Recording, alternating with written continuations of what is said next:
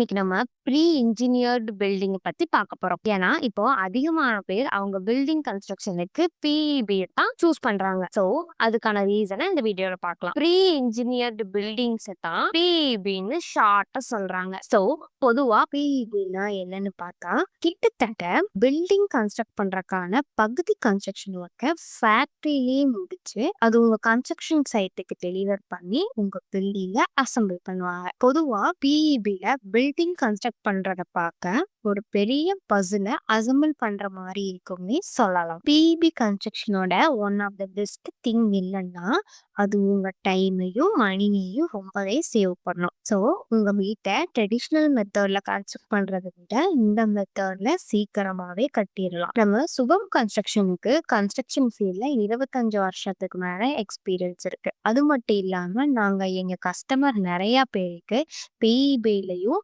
Construct பண்ணி கொடுத்துருக்கோம்.